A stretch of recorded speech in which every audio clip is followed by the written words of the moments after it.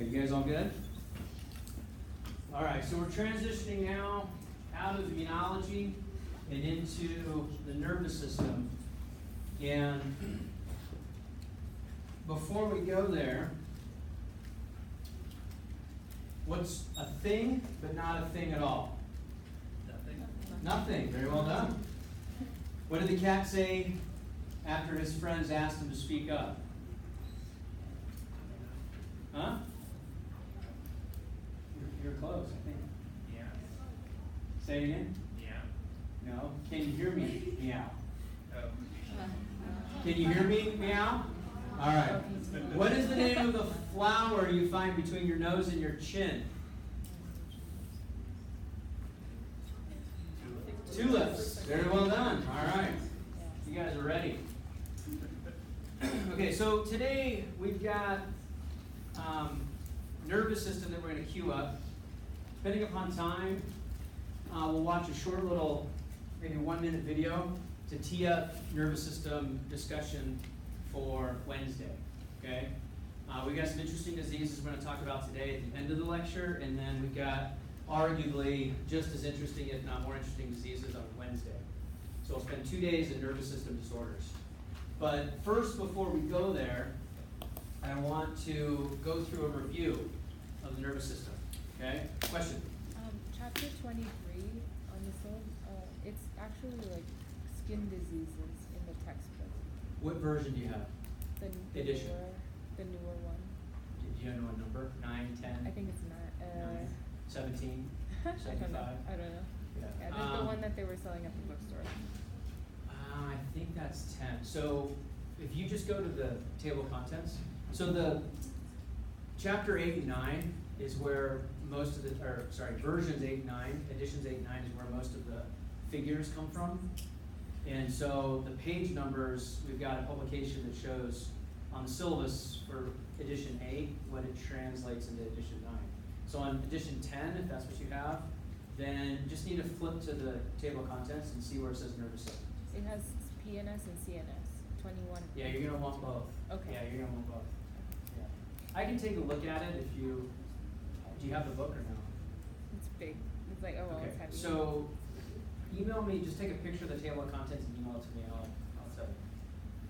Question in the back. Isn't there like a resource on your BB Learn that says Yeah, the resource on BB Learn kind of cooperates versions or editions 8 and 9, but I think the most recent one, 10, is what a lot of you bought. And so, I mean, if you can, and the reason for that is if you can buy 8 and 9, it's a lot cheaper. You can find them used like on eBay. How much? $4. Version 8 or 9? Don't remember? $4. So I'm a big, that's why your pre-quizzes, you don't have to have a registration code. The publishers are always on me like, don't you want to put your quizzes online? I'm like, well, they're already online. Well, then we can give a publication code and we can charge the students more money. Yeah, we're not doing that. So $4 for the 8th, probably the 8th edition. Okay. If you take a picture of it, I'll tell you which pages it corresponds to. Okay. Thank you.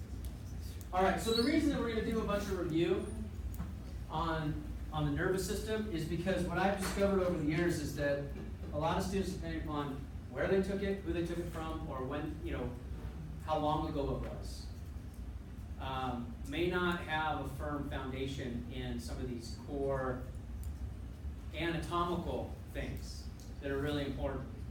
And so it's good for us to start here before we get into diseases. You with me? Or how many of you are good and we should just skip into the nitty gritty? Let's go granular. We just want to skip all this. Okay, maybe one hand. Who's kidding around maybe? Okay. So first up, we need to know, like, what is the parenchymal tissue made up of? And so who can define what parenchymal tissue is? All right, functional tissue. Very well done. Functional tissue. So the functional tissue of the brain is actually made up of 2 cell types, neurons and glial cells. And the glial cells outnumber the neurons by about 10 to 1. There are far more glial cells in the nervous system than neurons. And when we talk about the nervous system, we're going to break it down into CNS, or central nervous system, and the PNS, or the peripheral nervous system. And the CNS is made up of what? brain and spinal cord, and the peripheral nervous system is everything outside of that. Okay, very good. So if we look at the cell types of the neuron, now the neuron is the excitable tissue, right? It'll carry an action potential, and it's what most individuals think of when they think of neural tissue, is they think of the neurons. Now the neurons are absolutely important, but they're in a minority. And there are diseases that we're going to see, and there's trauma to the brain that affects the other 90%, which is the glial tissue. And those glial cells that make up the glial tissue have key functions. We actually have macrophages that are specialized macrophages in brain tissue, okay? And we'll talk about these microglial cells. But let's go through the list. So in the glial cells in the central nervous system, we have 4 categories. Oligodendrocytes, astrocytes, microglia. I already told you, these are the macrophage-like cell of the central nervous system. And then we have these ependymal cells. Out in the periphery, we only have 2. We've got satellite cells and Schwann cells. So our oligodendrocytes, they manufacture our myelin. Our oligodendrocytes manufacture our myelin in the central nervous system. These oligodendrocytes look like the picture in the upper right. So that upper right image are what these oligodendrocytes look like. And if you've got a disease known as multiple sclerosis or MS, I have a close childhood friend that wrestles with MS. He's a few years younger than me. And one of the challenges associated with that disease is a hypersensitivity, like we just learned about, to those cells in the upper right corner. And those oligodendrocytes get attacked. And the myelin that they manufacture that wraps the nerve gets attacked. And so what happens to action potentials? They slow down. So what happens to the electrical signal that tells the muscle what to do? It slows down, and these patients have trouble with muscular contraction that's coordinated. So they walk awkwardly, right? They might have speech impediments as time progresses. They could have respiratory problems as things ensue. Okay, astrocytes, upper left of this panel, these astrocytes, and these are almost like a communicating cell. So they're going to communicate from the blood vessels, right, to the tissue. They deliver nutrients to the brain tissue. They remove waste products. So you can see how they're in close proximity to a blood vessel, the astrocytes. So here's a microvascular blood vessel within the brain tissue. And we're going to talk about diseases of the blood vessels in the brain that lead to like transient ischemic attacks, TIAs, or lead to strokes, mini strokes, or large strokes. And these astrocytes communicate directly, and they bring nutrients in, and they eliminate the waste products by delivering it to the vascular supply. So the principal, they're also a principal cell, or a cell that's involved in scar formation and repair, or repair and scar formation. So we have damage to brain tissue, we'll see that these astrocytes are involved, as well as the microglial cells. So the microglia, the lower left picture, these are the little macrophages of the central nervous system. So they have phagocytic-like activity. These macrophages show up during trauma to the brain or damage to brain tissue. And so these cells, along with the astrocytes, are what are going to form scars in neural tissue or lesions in neural tissue. When would that happen? Well, if a patient has a stroke, right? We looked in our necrotic lecture when we defined the different types of necrosis. There was a type of necrosis that affected neural tissue. You guys remember which one it was? Liquefaction, or liquefactive necrosis, right? And so that liquefactive necrosis, the cells that are primarily in that lesion are going to be microglial cells and astrocytes. Make sense? So again, I don't want to just us focus on the neurons. They're important. They're absolutely important. But these other cells are critically important as well. So let's look at ependymal cells. Lower right, these ependymal cells line the ventricular system. Okay, we're going to talk about a disease here in a minute, in a few minutes, maybe 10, 15, where we've got a ventricular problem. And we've got fluid, central nervous system, cerebral spinal fluid that doesn't drain well. And that CSF is manufactured and it circulates through this ventricular system. You guys remember the ventricular system? So we have lateral ventricles that are in the sort of the mid part of the brain, and we have a third ventricle and a fourth ventricle. And then from there, it moves into that subarachnoid space and floats throughout the CNS, almost as if the brain and the spinal cord are floating in cerebral spinal fluid, right? The analogy I use is, it's that time of the year where, how many of you are going to be bobbing for apples, right? Maybe one? Okay, sweet. One kid at heart in the room. Good for you. So bobbing for apples, like imagine a bin or a crate full of water, and you fill it full of apples. I mean, the brain literally floats in that cerebral spinal fluid. So the epidermal cells here, that lower right picture, they give rise to that epithelial layer that surrounds the choroid plexus, which is a network of blood vessels, and they're located in the wall of the lateral ventricles. So the epidermal cells they play a role in the production of cerebral spinal fluid. Production of cerebral spinal fluid. So if those cells are overactive and they make too much CSF, that's a problem. Okay? The other thing is if the CSF doesn't drain appropriately, that's a problem too. Right? Your bucket full of apples overflows. Okay, well, we'll talk about that because the cranial cap is a contained space. So if you have too much fluid in there, now you start putting pressure on the brain. And we'll talk a little bit more about that in a minute. Let's move out into the periphery. So in the peripheral nervous system, or the PNS, we've got satellite cells and Schwann cells, only half the number of glial cells than what we see in the central nervous system. The satellite cells, these cells regulate that chemical environment, serve as a intermediary delivering nutrition and waste products. And so they're corollary cell in the central nervous system is which cell? To the satellite cell.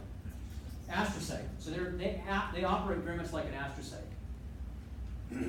The Schwann cell, they're very similar to the oligodendrocyte. They manufacture myelin. And so in our multiple sclerosis patients, the Schwann cells as well as the oligodendrocytes can become compromised as the disease progresses. Okay? So those are the two cell types in the periphery. All right, don't forget we have neurons, and they send that action potential, and we're highlighting a lot of the activity around these glial cells.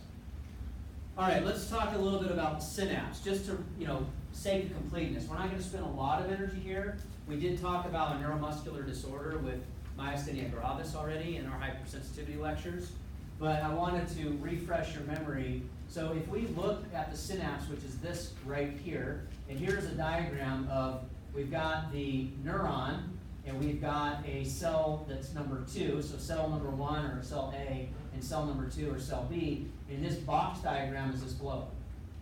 So we're right at the interface of a nerve-to-nerve junction. In myasthenia gravis, we looked at it being nerve onto muscle. Do you guys remember that? So it's a neuromuscular junction. Here it's one nerve onto a second nerve. But the synapse is where we convert an electrical signal to a chemical signal and then back to an electrical signal. So you can imagine, we talked about myasthenia gravis being a problem, that's nerve on the muscle, but you can imagine there's all sorts of different types of nervous system disorders could affect what happens on the transmission of that signal at the synapse. You see all these things that could go wrong, right?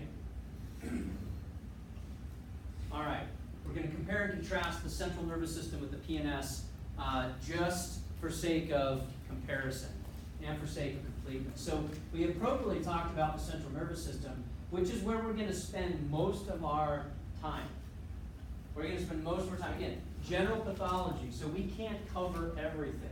We'll make a couple of example references over to the peripheral nervous system in our diseases that we'll talk about today and tomorrow, or sorry, today and Wednesday.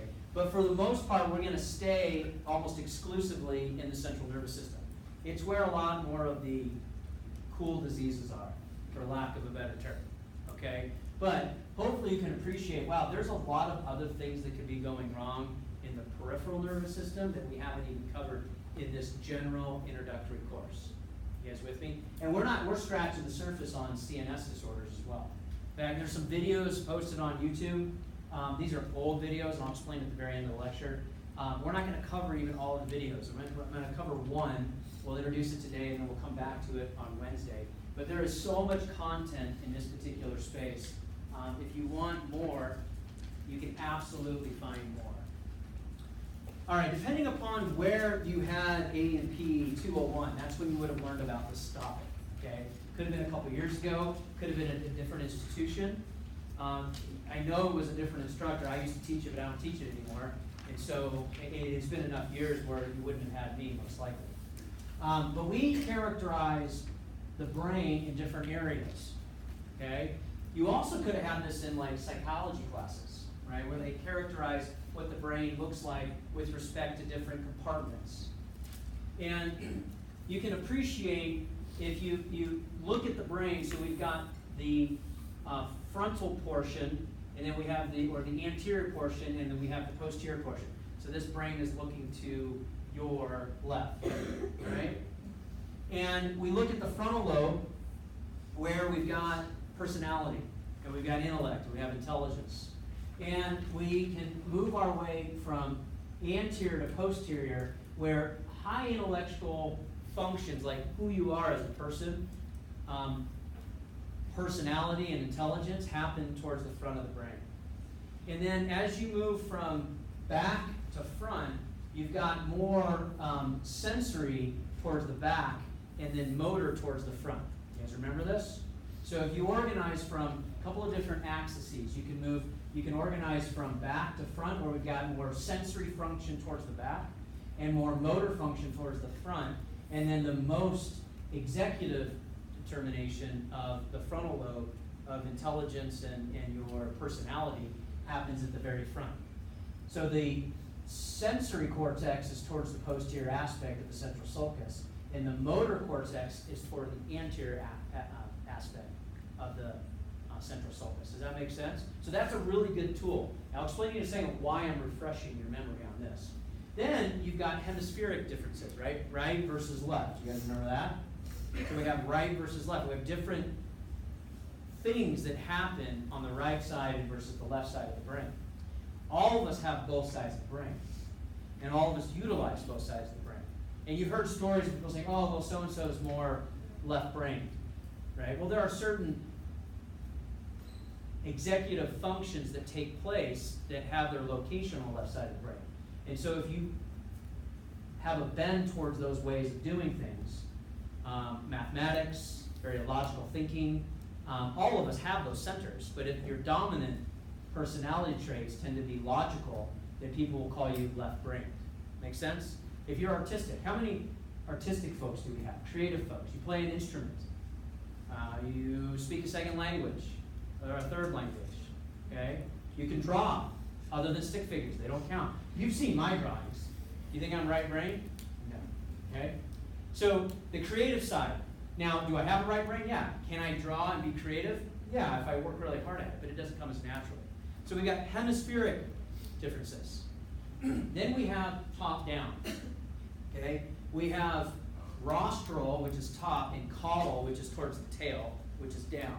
And so the higher up top you are, the more thinking you have to do on the activity.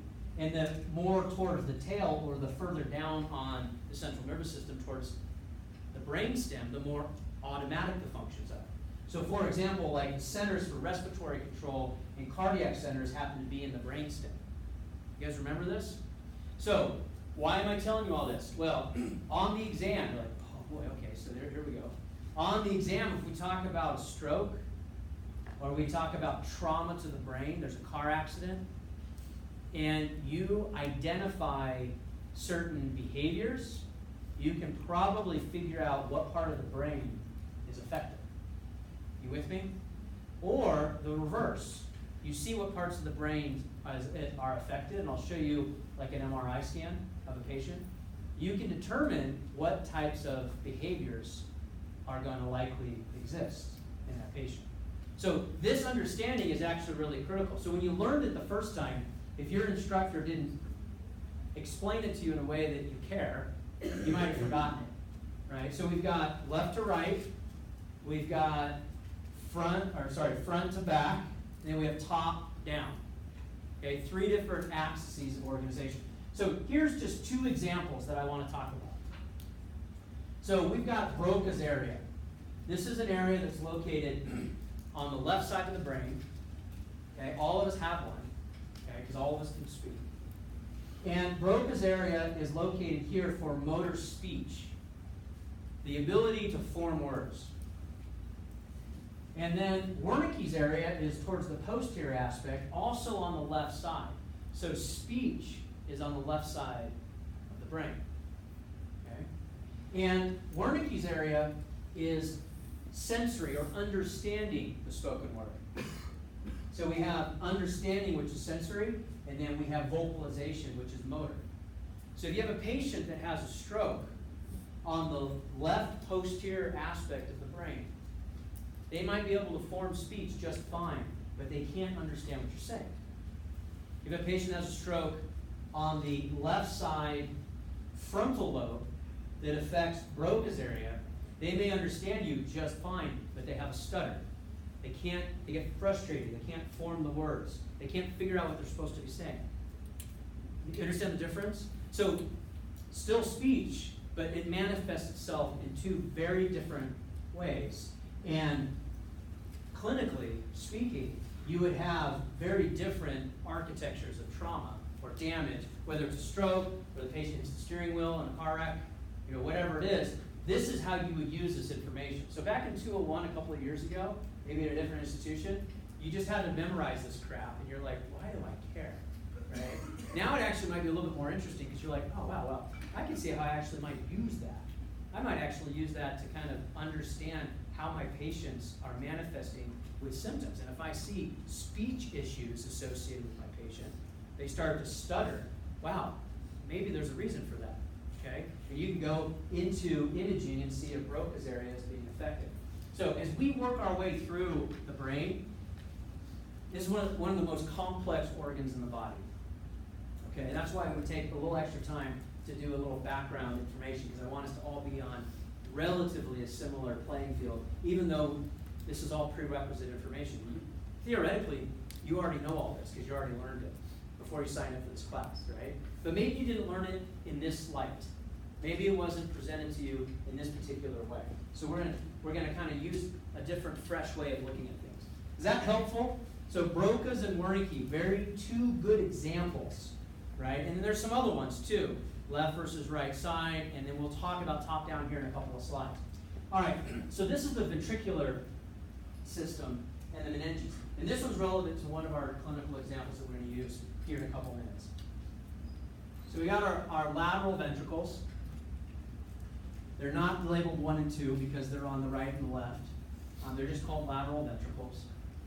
And we've got the third ventricle, which is inferior to them. And you can't see the fourth ventricle, but it's inferior and posterior to the third.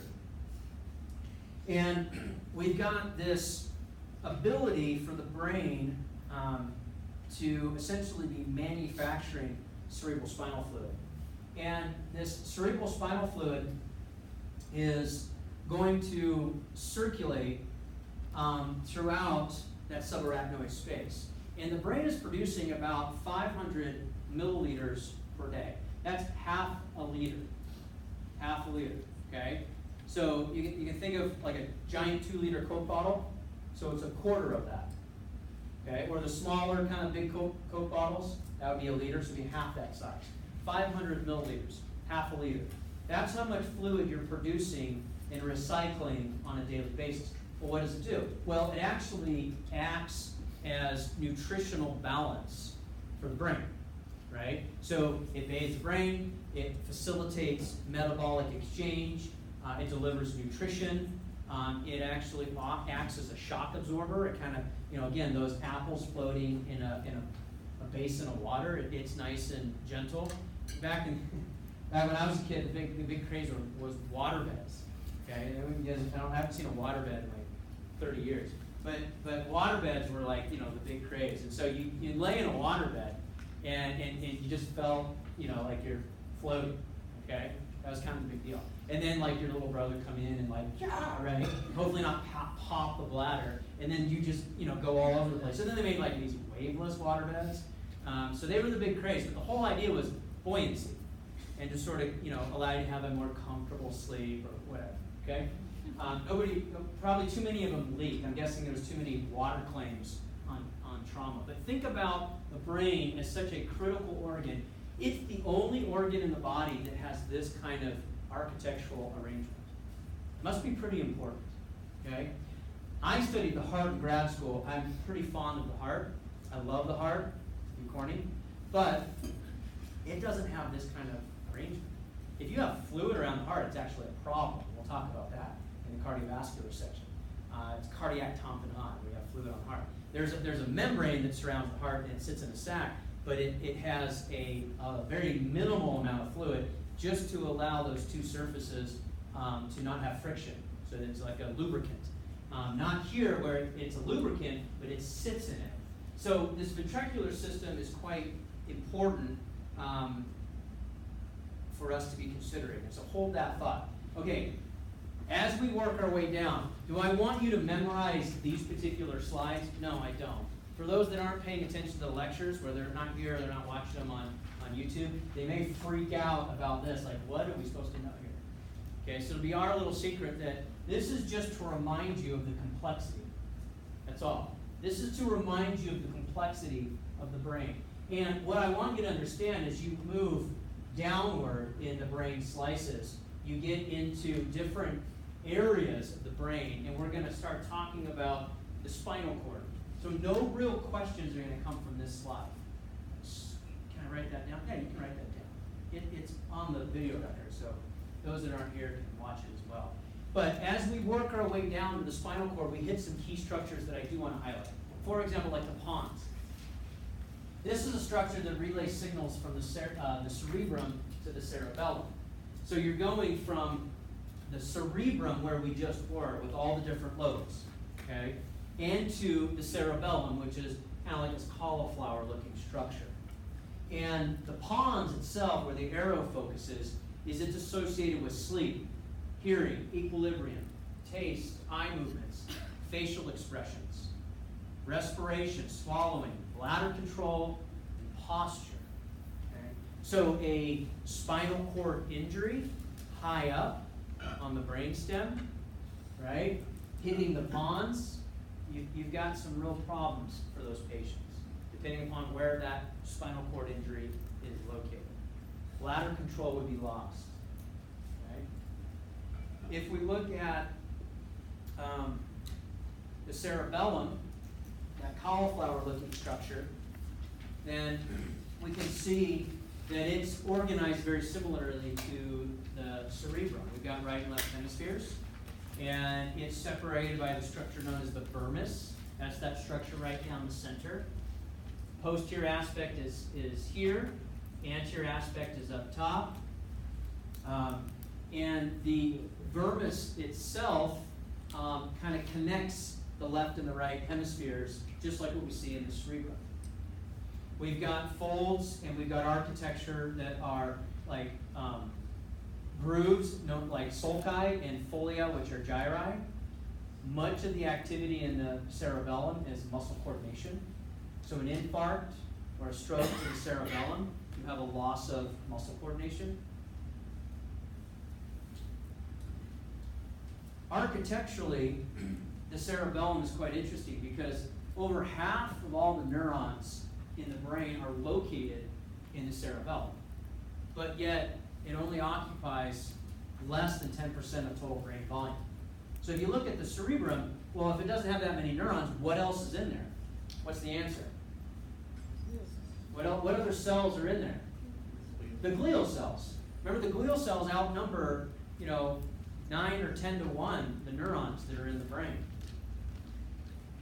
So it sits right above the fourth ventricle, and it rests relatively low on the brainstem, but not nearly as low as the medulla oblongata.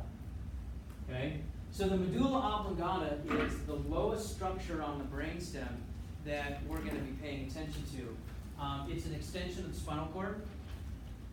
It runs autonomic functions, cardiac centers that adjust heart rate and how aggressively the heart beats.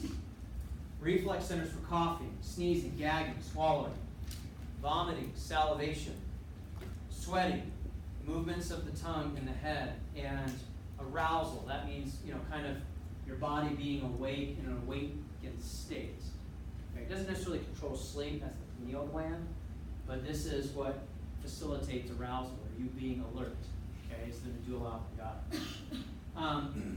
So trauma to this particular structure, we've known about its functionality for a long time, because as a form of capital punishment, just for example, the death by hanging, the art, if I could use that word, maybe it's a little liberal of a term to be using for capital punishment, but when death by hanging was invented, if you will, by our species, obviously there was probably some experimenting going on exactly where to put the noose. But ideally, and executed well, the noose would fit right at the bottom of the brainstem, across the medulla oblongata. And so it's not necessarily a suffocation on a death by hanging, it's actually trauma to the brainstem. Okay? I know that's a horrible thought, I apologize. But this is educational information for you to know.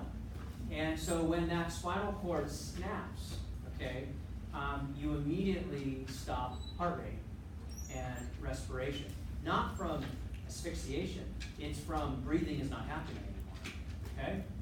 So it was considered to be a humane way to take a life because it happens very quickly.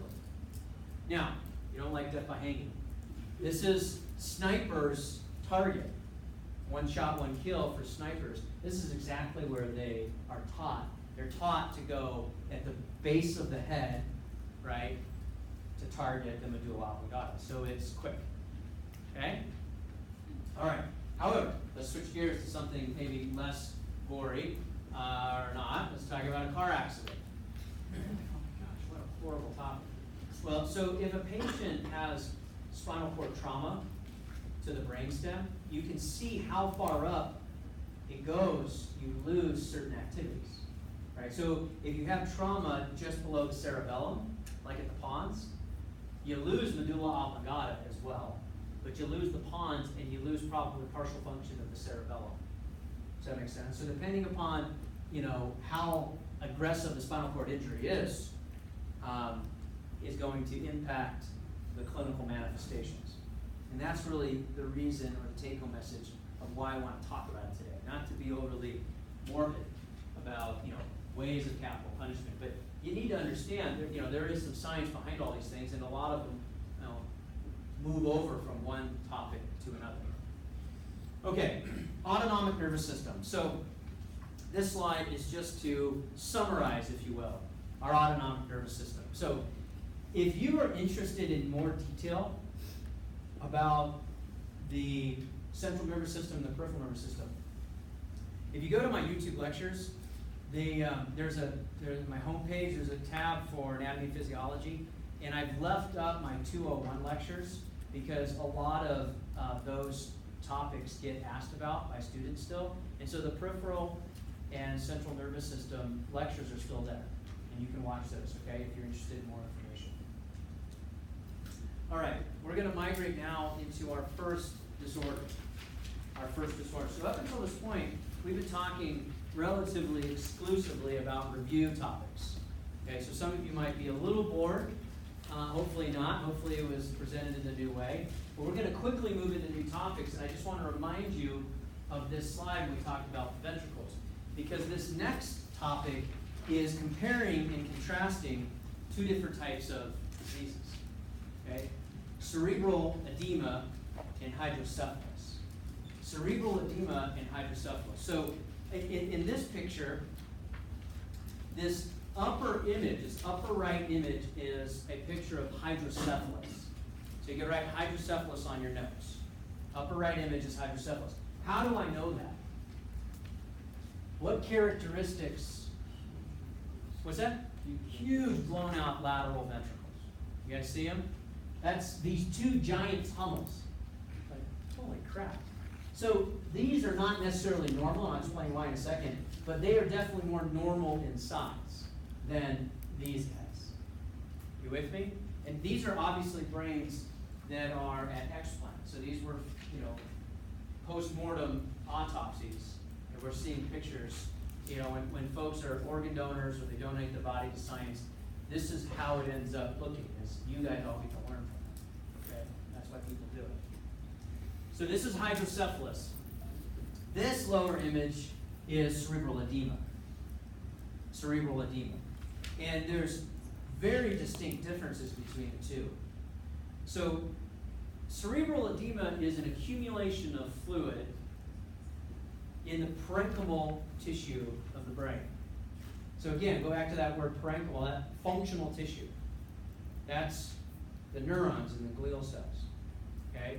The hydrocephalus is involving one or two specific structures, but that's not functional brain tissue. There's no neurons in glial cells. That holds CSF. You understand the difference? So this is cerebral edema, where the problem is one of two things that are taking place in cerebral edema. We can either have what's called cytotoxic edema, where there's an increase in fluid in the brain tissue secondary to some damage to a neuron or glial cells or endothelial injury with hypoxia or ischemia. This could be due to a stroke, okay, where the blood vessels that go to the brain tissue, the parenchymal tissue, are closed off. They clot, they thrombose, and now blood flow won't continue and they become oxygen deprived. So cerebral edema is a result of some damage to the brain tissue, cytotoxic. Could involve some sort of toxin. Could be bacteria, right? Could be a virus. Usually not. Usually it would be bacteria. The other one is vasogenic. Vasogenic is the blood-brain barrier is disturbed. The blood-brain barrier is disturbed and fluid now leaks in to the parenchymal tissue of the brain. Could be localized or it could be general. This could be due to inflammation, because what happens during an inflammatory event? Vasodilation. You recruit exudates and transudates. If you do that in the brain, you can result in this lower right picture. Okay, inflammation, right? Which makes sense. You have swelling in the brain tissue, and it's got nowhere to go because there's a cranial cap. A tumor. There's a tumor in the brain, right? That's also vasogenic. And that tumor is causing swelling or inflammation. And so one thing I want you to point out to yourselves or note is, do you see that this is the right side of the brain? Do you see that there is a lesion right here? Probably can't really tell, but there's a lesion. It's swelling. This is a vasogenic cerebral edema. And look at the midline shift. It's pushed the midline to the patient's right because of this left hemispheric tumor. You guys can appreciate that? Let me show you one more picture and then we'll come back to the slide. This is a picture of a patient, all right? Then different than this patient. This is the patient's right side, eyeball, eyeball. This is a tumor.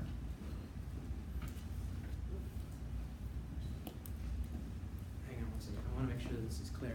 It's all whited out. Oh, much better. This is a tumor right here. You guys see that? Tell if you can see it on there. Oh yeah, you can. This is a tumor right here, and you see the midline shift? You see it's pushing it to the patient's right? And what is all of this whiteout?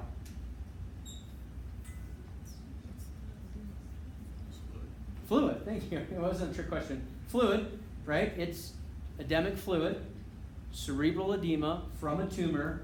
This is another example of a vasogenic cerebral edema from this primary tumor in this patient. Okay? Okay. Question. Now I want to go back to this slide here. Would haste be a vasogenic cerebral edema? What? High altitude cerebral edema? Oh, yeah. High altitude cerebral edema can cause problems with respect to tissue fluid accumulation in the brain. So, I mean, you have to be pretty high. Yeah. That would be not cytotoxic, it'd be It'd be vasogenic. Yeah. See, remember, vasogenic usually it's coming from the vasculature, right? So there's an inflammatory event, or there's issues associated with the blood vessels, and that's kind of what you're getting at high altitude. Okay, so backing up just a second, a couple of things that I want to point out. Hydrocephalus, back up to this picture, and we're going to talk more about hydrocephalus.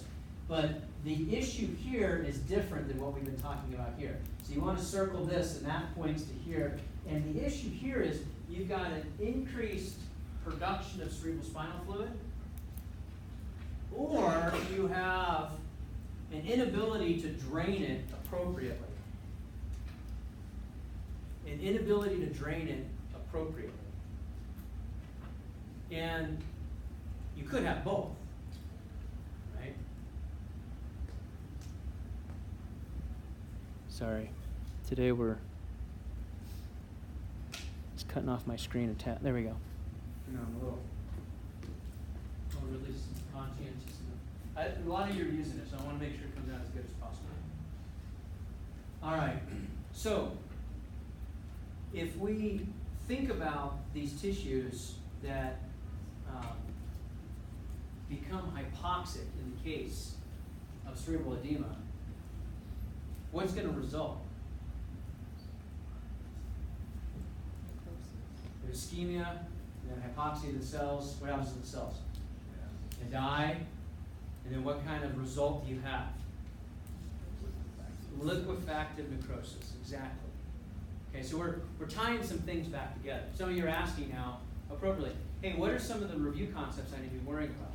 Well, some of them we're going to come back to because you kind of have to understand them first before we can talk about more complex things. You guys with me? Now I understand what's going on with inflammation.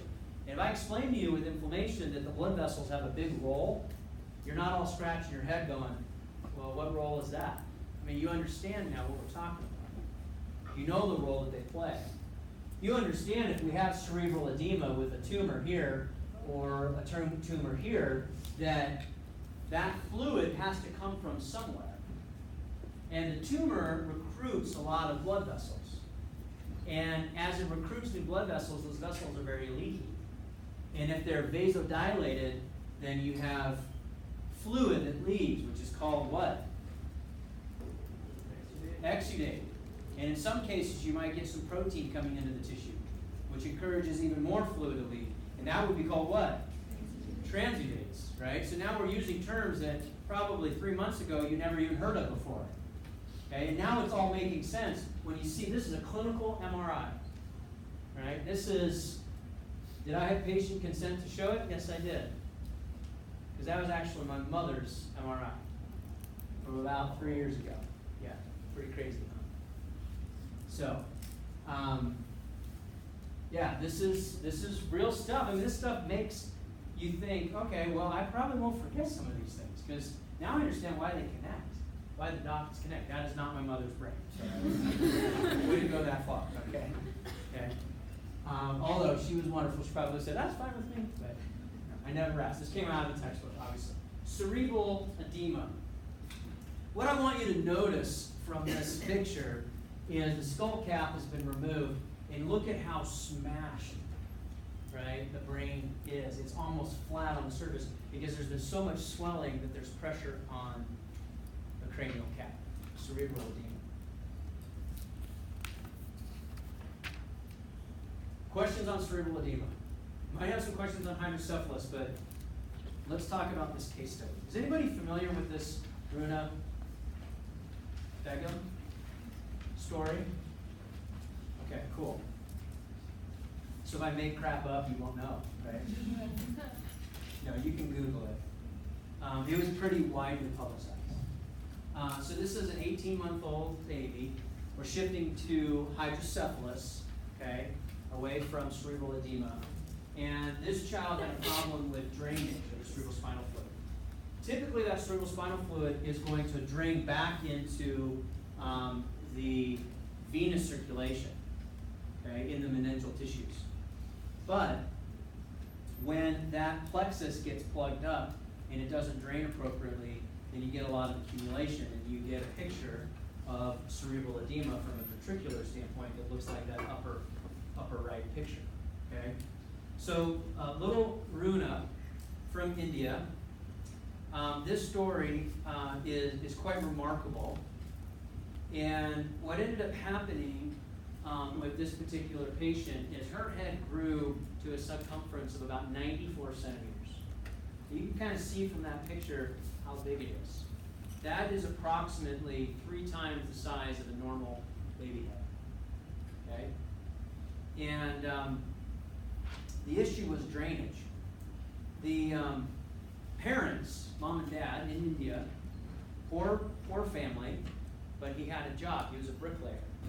And so he would operate a kiln, or he would lay the brick, and he would earn about $3 US a day. That's what it would convert to. And so for more than a year and a half, they took care of her in their 2-room mud hut and didn't really know what to do because they didn't have any resources. They didn't have much education. I mean, he made bricks and laid bricks. That's what he did for a living. And you're talking about rural India. There was a few Norwegian students that took a visit to their village, just doing a documentary, not related to this, and found out her condition. This is in 2013, back in 2013. And so they actually did a crowdfunding website hoping to raise $1,600 US to cover a shunt surgery, where they implant a little shunt that's a tube that goes from the space where the cerebral spinal fluid is into the venous circulation. Very simple, okay? Not very expensive from a medical device standpoint, but obviously expensive from a surgery standpoint. And then who's going to do it in rural India? So $1,600. So this is in April of 13, and by August they had raised $60,000 US on this crowdfunding website. She had numerous surgeries. They didn't realize, which was good. She had to have numerous surgeries to reduce her head. This is at the peak. Her eyes are actually open. You just can't tell because her head is swollen, her eyes shut, essentially.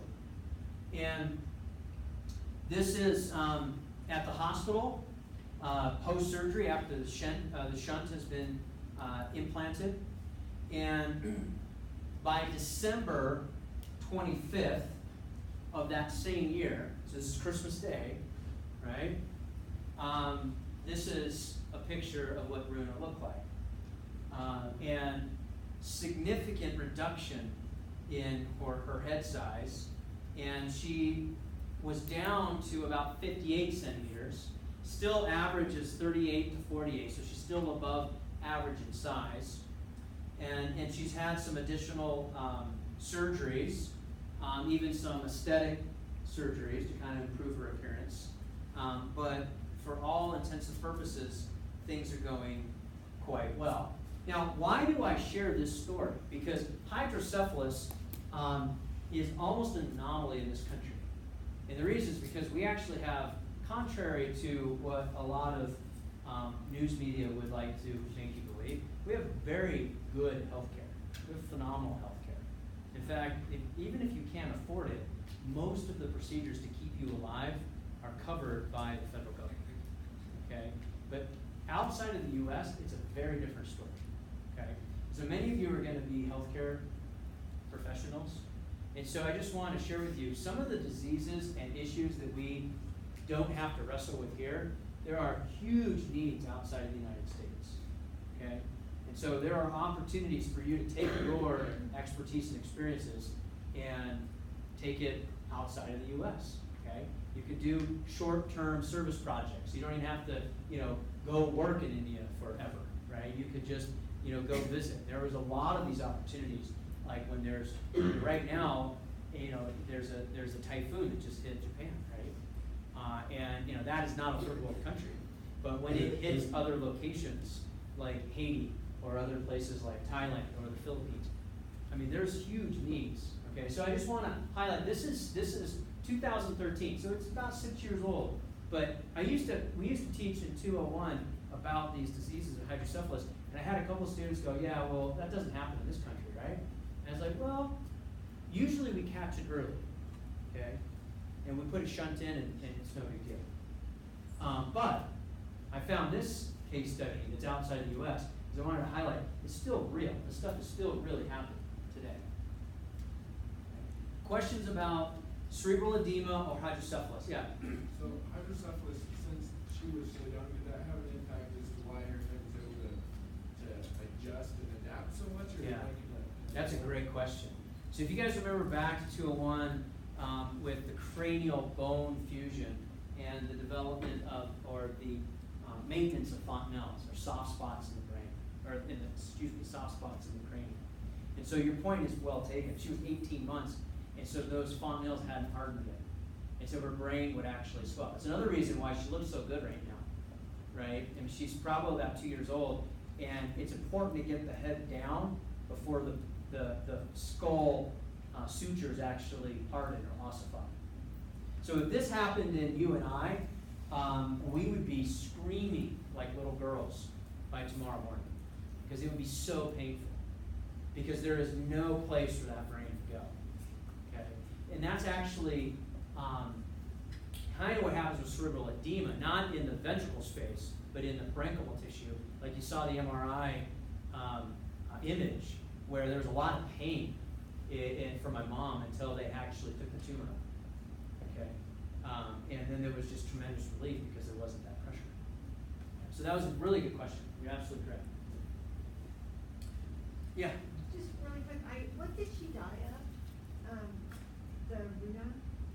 Did she die? So I think there were complications later on, and it wasn't clear to me.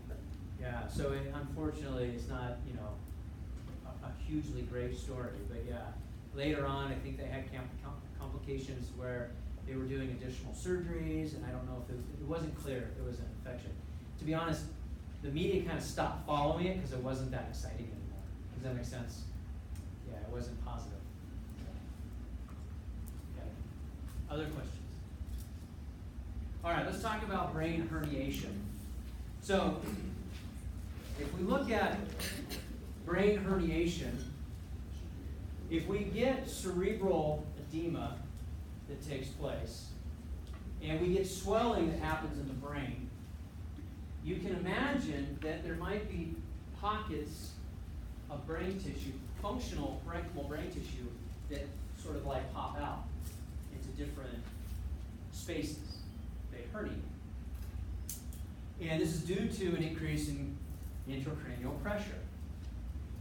A lot of times this is due to an infarct, or you get trauma that happens. In the case of like tumor, like from the MRI that you saw, we don't see the herniation happen because usually it's so painful that patients are getting treated. But an infarct happens right away. And so there isn't really a warning, right? With a tumor, the tissue grows and the pain gets worse and worse and worse. And then finally, I think I need to see somebody. Like Tylenol and ibuprofen's not helping. But with an infarct, it happens very quickly. And so now if you have damage and inflammation and you get swelling, you get herniation, and these herniations are labeled basically by different areas. So you can see a subfalcine, an incident, tonsillar, and then we've got a unique situation that's on the lower left, which is called a Durit hemorrhage. And it's named this uniquely because it was discovered by this guy named Henry Durit. And a lot of times, this type of herniation that takes place is actually associated with a rupture of vasculature. And if the bleeding occurs, it leads into or perfuses areas of the pons or the medulla oblongata. And so the Durit hemorrhage is kind of a unique type of brain herniation. And we'll talk on Wednesday more specifically about hemorrhages, because it's not always a hemorrhage. But when it does rupture, it ruptures into the pons and the midbrain area, or in the medulla oblongata, and it's kind of got this unique name associated with it because of Henry Durit.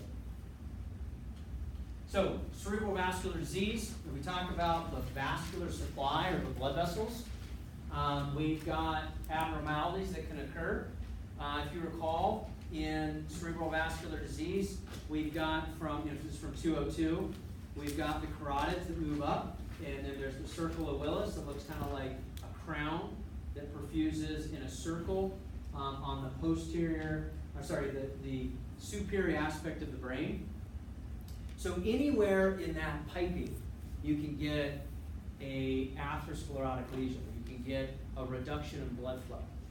And so cerebral vascular disease, another name for it is stroke. There's an abnormality due to a blood vessel problem. And we'll talk more exclusively about vessel disease in the very last unit of the semester when we look at cardiovascular, just because it makes more sense to talk about it there. But I want to give you sort of a preview of what we're going to talk about because it's a few weeks out. So we've got three processes by which this blood vessel can clot off, okay? So if we're looking at a blood vessel and we look on end, right, we're looking down the tube, we actually see that there's this internal elastic lamina. That's kind of the border. And on the inside of that is where our endothelium sit. And so this smooth line is our endothelium. And as atherosclerotic disease progresses, you can actually get these lesions that form and create sort of a disease that covers a portion of the blood vessel. And so the open space here is where blood can flow if you're looking at the vessel end on, and then the green region is where it's blocked off. And so we might say that this is, approximately maybe 75% patent or 25% blockage. Does that make sense? So how does that happen? Well, there's three things that could take place. One is you could actually have a thrombotic occlusion. You could actually, in this open space, as this narrows down, you could have blood clots, and that's thrombosis, and that's a thrombotic occlusion, and that causes local ischemia. Or you could have something that's downstream or upstream that moves downstream and gets stuck here and causes an embolism. That's an embolic occlusion, and that cuts off blood flow. Or what's interesting is this area here becomes very weak. And you can actually get lesions that will form or bulges that will form known as aneurysms. And in some circumstances, this just ruptures, and that's called a hemorrhage. Make sense? So these are the ways that stroke can be a problem as we navigate through different types of vessel problems in the brain. So global cerebral ischemia. This is widespread.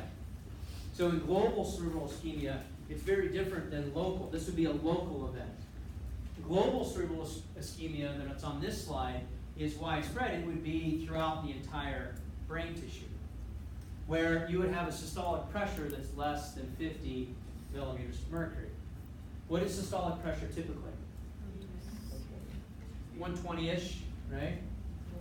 110 to maybe 120, somewhere in there. That's when the heart's beating, right? Systolic pressure. So systolic pressure less than 50 usually means that the patient is exsanguinating somewhere. Okay, they've had a monster bleed out. Maybe they're in a car accident, the aorta is ruptured, okay, they're losing lots of blood. It could be an internal bleed. But that's when this would happen, is in a situation of trauma, or what we would call hypovolemic shock. Severe hypotension, right? So this is hypotension or shock in this particular case. Now, the clinical outcomes could be mild all the way on the left side of the slide, mild, all the way to severe on the right side of the slide, depending upon how much blood is lost and how long.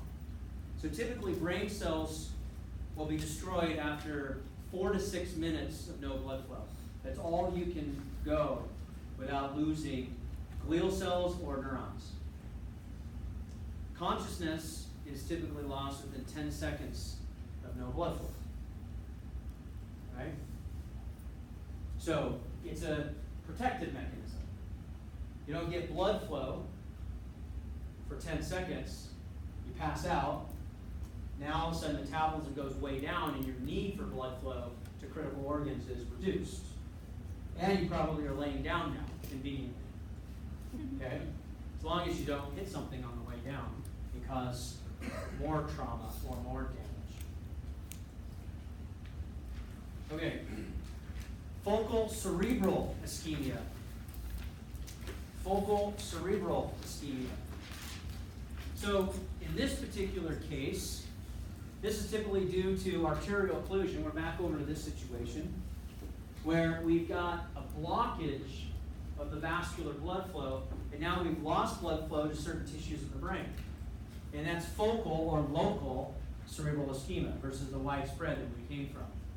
The collateral flow that comes from the circle of Willis is a protective mechanism. Remember, I've told you in biology, when you have redundancies, you typically know that there's something really important. So the circle of Willis, right, the carotids go up from the right and the left, and there's literally this circle of blood flow, and it's got all these little branches that come off of it. You guys with me? And so you can look at this in your anatomy textbook for a much better drawing. But if you lose blood flow on this side, you still have collateral flow that can come up, and it actually can get all the way around because you've got collateral flow. So the circle of Willis is designed to protect a critical tissue, which is the brain. Again, one of those redundancies. But thrombosis and embolism, like we talked about here, is this can get so critical that even the collateral flow is not enough because the metabolism of the brain is quite high. Very, very high. Okay, especially for this class, right?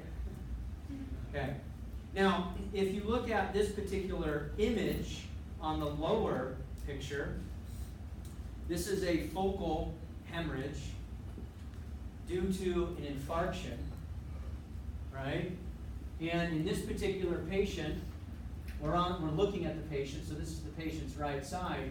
You can see a couple of clinical things that we've already talked about. So now we can see the nice demarcation of where the infarction is. Blood flow is cut off. The particular vessel that goes to the right hemisphere, right, correct, is lost, and now you get this area of infarction that's necrotic, and it's a what type of necrosis? Liquefaction necrosis, very good. Is there cerebral edema? Is there cerebral edema, and why? What can you tell me that proves that there's cerebral edema? It's pushing the midline of the brain to the patient's left. You guys with me? Do you guys see that right here? Pushing it this way. Very well done. Okay, this is pretty severe. This is a stroke in a patient.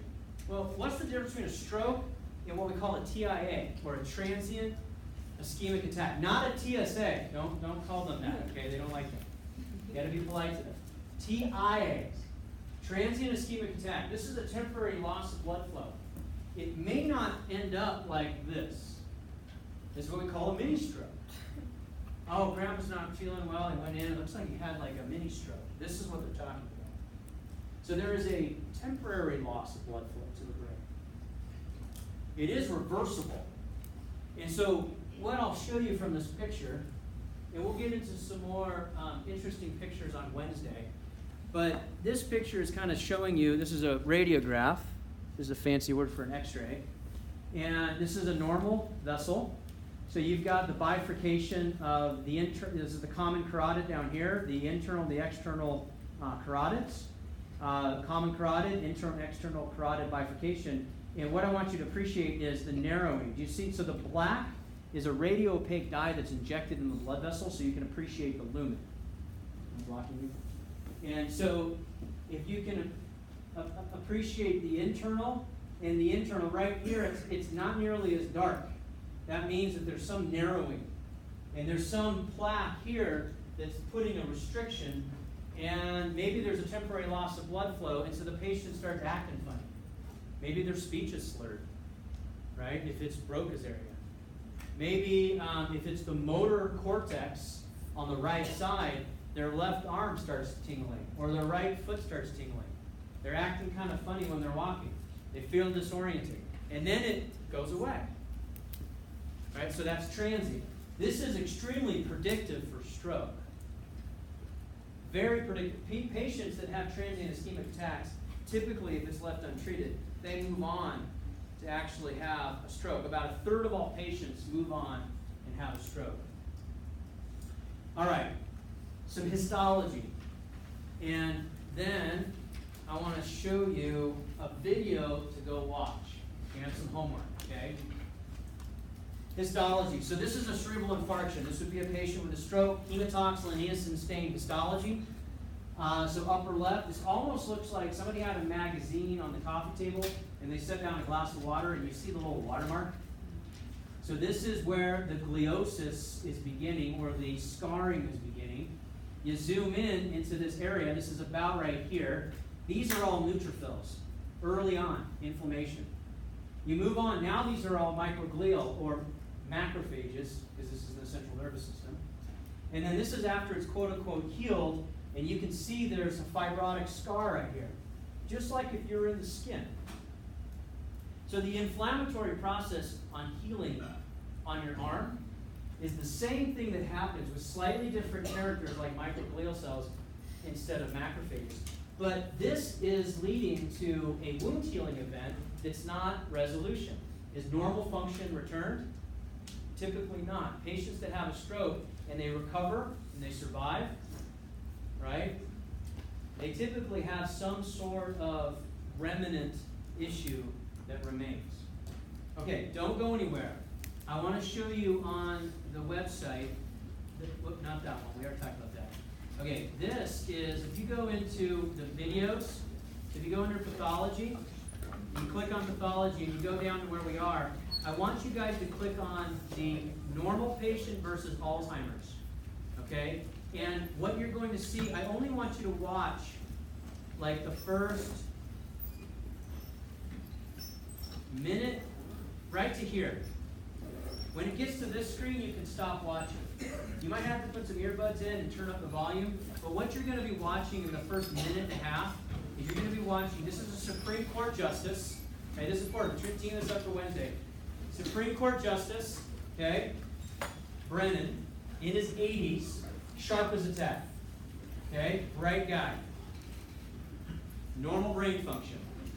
Then you're going to look at a patient known as Hugh.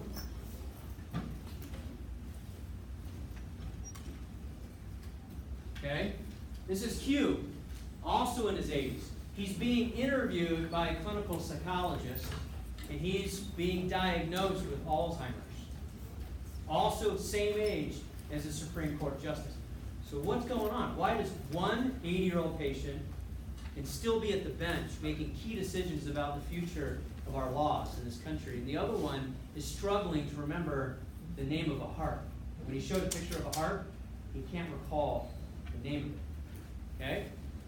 So I want you to watch this because we're going to talk about Alzheimer's on Wednesday. Okay. Have a great rest of your Monday.